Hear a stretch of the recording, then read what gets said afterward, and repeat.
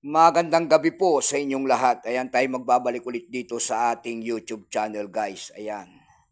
Para magbigay ulit ng presyo ng coins na ating koleksyon kung magkano ang kanyang bintahan sa ating mga online selling. Isa naman tayong kolektor. Ayan. Magandang gabi po sa ating mga manonood. Ayan. Ang pag-usapan natin, guys, na barya, ito po ay tinatawag nilang 5 centimos po na may botas na wala ng halaga. Year 2000. Ayan. Biyo po yan, guys. Napakintab na personal, napakalit na barya. Year 2000 po, 5 centimos po. Nakapalog po yan sa BSP series kung tawagin nila. Ayan. Pero guys, ayan, bago tayo magsimula sa ating talakayan, tayo magpapasalamat muna sa masugid na tagapagsubaybay dito sa ating YouTube channel. Lalo-lalo na po ang aking mga subscriber dyan. Magandang gabi po sa inyong lahat and God bless. Maraming salamat din po sa mga nanonood dyan sa aking FB page. Ayan. Ayan, lahat po na nakapalo sa aking FB page, ayan, God bless po at magandang gabi sa inyong lahat. Yun naman po hindi pa po nakapag-subscribe dito sa aking YouTube channel. Anyayaan ko lang sana kahit malaking tulong na po ubagay ang inyong magagawa.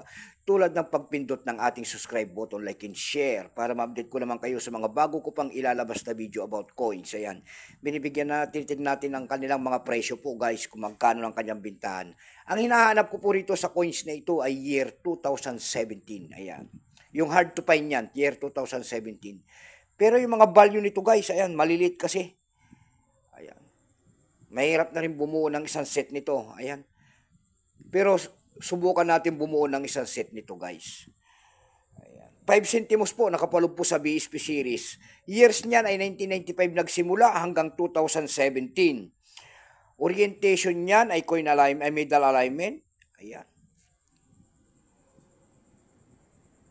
Kung tawagin nila itong year 2000 na ito guys, ito po ay smaller script in both sides. Yan lamang ay 5%. Ayan.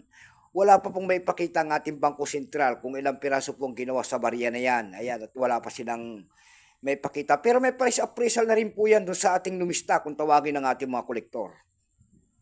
Yung kanyang extra fine po kung tawagin nila may presyo po na 17 pesos. Yung kanyang almost uncirculated ay 33. Ang circulated niyang guys ay nagkakahalaga na yan ng 50 pesos. Dako tayo sa kanyang price. Ayan. Doon sa ating EB.com, magtingin-tingin tayo kasi 5% lamang ito. Wala tayong makakita nagbebenta. Kaya dumako tayo sa Carousel PH. Sa Carousel PH naman po guys, mayroon tayong nakita nagbebenta nito ng 100 pesos. Nasundan po yan ng 250 pesos. Yung pinakamababa po na bintahan doon na nakita natin yan, ang year 2000 na yan ay 97 pesos.